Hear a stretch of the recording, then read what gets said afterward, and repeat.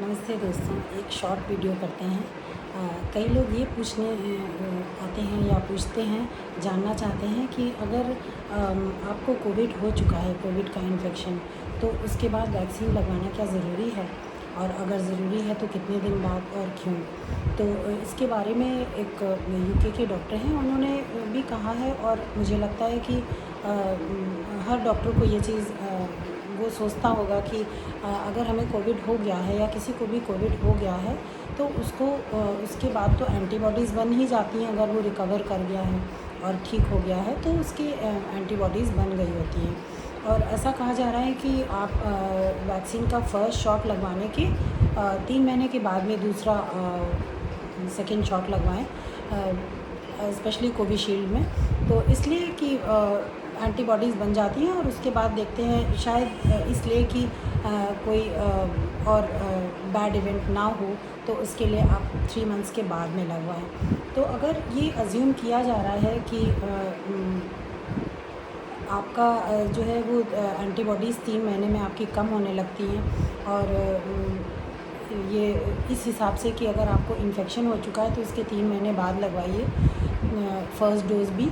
तो इसका मतलब है कि ये अज्यूम किया गया है कि एंटीबॉडीज़ हमारी 3 महीने में कम होने लगती हैं। अगर ऐसा माना जा रहा है तो फिर वैक्सीन जो लगती है उसके 3 महीने बाद भी जो है वो आपकी एंटीबॉडीज़ फिर से कम होने लगती हैं। तो अगर ऐसा है तो फ़र्स्ट शॉट के बाद या फिर फ़र्स्ट शॉट लेने के पहले अगर हमको थोड़ा बहुत इन्फेक्शन हुआ है, ज़ुकाम है, गला ख़राब हुआ है या फ़ीवर हुआ है, तो अगर हम एंटीबॉडीज़ को टेस्ट करके और उसके बाद में लगवाएं तो कैसा रहेगा। शायद कुछ वैक्सीन्स भी बचेंगी ज़रूरतमंद लोगों को लगवाने के लिए।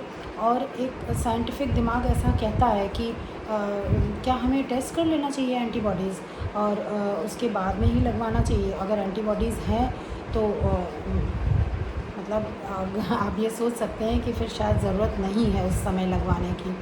तो ये एक दिमाग में बात थी। और वैसे मैं हमेशा पॉलिटिकली इनकरेक्ट होती हूँ। मैं कोई अगेंस्ट वैक्सीनेशन नहीं हूँ। ये चीज़ ध्यान रखिएगा, मगर आप करिए वही जो आपका डॉक्टर करता है, और जिस चीज़ में आपको फेथ है वही करिए।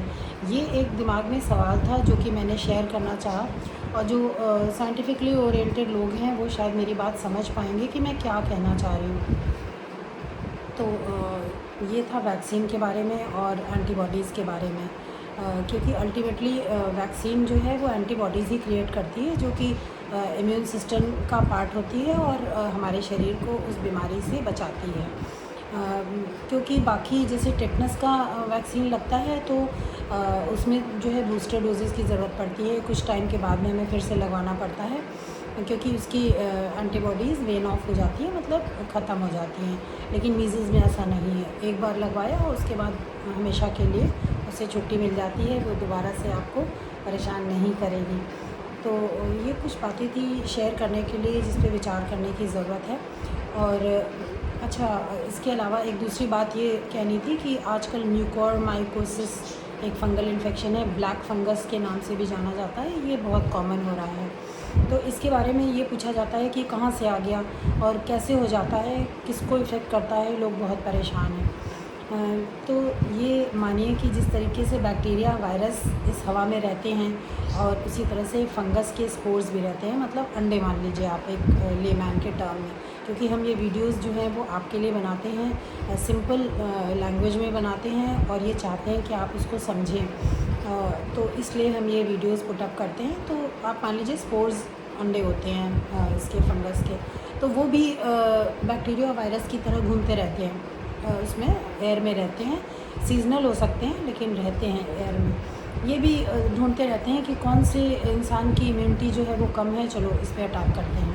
ये देखा गया है कि बहुत सारे जो डायबिटिक्स हैं इस बार इस बीमारी में बहुत ज़्यादा परेशान हुए हैं, क्योंकि एक तो ये बात है कि वायरस हो या फिर फंगस हो, ये आपके शुगर पे ही वो डिपेंड करते हैं, उनका खाना शुगर ही होता है। और ब्लड शुगर अगर आपकी कंट्रोल नहीं है तो आपको इन्फेक्शन होने के चांसेस बहुत ज़्यादा हैं। ज़्यादा ब्लड शुगर होना तो डैमेज करता ही है बॉडी को बहुत सारे तरीक़ों से, आपकी इम्यूनिटी को कम रखता है।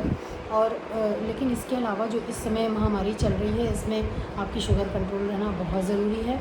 और स्पेशली ये म्यूकोरमाइकोसिस जो है ब्लैक फंगस, तो ये भी एक फ़ंगस है, चूँकि इसके नाम में ही है फंगस। तो ये स्पेशली उनको अफेक्ट करता है जो कि बहुत लो इम्यूनिटी वाले होते हैं और जो डायबिटिक्स होते हैं। अच्छा, बीच में ये 2 दिन पहले न्यूज़ आई कि अहमदाबाद में बहुत ज़्यादा ये इसके केसेस हैं ब्लैक फंगस के। तो मेरे मन में ये आया कि अहमदाबाद में, गुजरात में जो है वो लोग हर चीज़ में चीनी डालते हैं, चाहे वो दाल हो, सब्ज़ी हो। आपकी थाली में बहुत सारे पकवान होंगे और सब में, ऑलमोस्ट सभी में थोड़ी थोड़ी चीनी पड़ी होती है। तो वहाँ के लोग या तो डायबिटिक्स होते हैं या प्री डायबिटिक्स होते हैं, मतलब डायबिटीज़ होने वाली होती है उनको, और या फिर इंसुलिन रेजिस्टेंस होता है उनको। तो ये इन चीज़ों में ये फंगस बहुत तेज़ी से ग्रो करता है। और जो कोविड के पेशेंट्स होंगे वहाँ पर, वो इम्यूनिटी तो उनकी बहुत ही कम होगी। तो ये सारी चीज़ें मिलकर शायद वहाँ पर ज़्यादा केसेस आए हैं और एकदम से बढ़े हैं, और ये फंगस अब सब जगह फैल रहा है। तो ये ध्यान रखिए, लोगों के लिए ये बहुत ज़रूरी है सबको जानना कि हम स्वस्थ रहने के लिए खाना अपने शरीर के हिसाब से खाएं। आयुर्वेद में 3 प्रकार के शरीर होते हैं, बताए जाते हैं, वात, पित्त एंड कफ। मैंने शायद किसी अपने शुरू के वीडियो में बताया था कि मेरे बाबा एक वैद्य थे। My grandfather was a very well known Vaidya.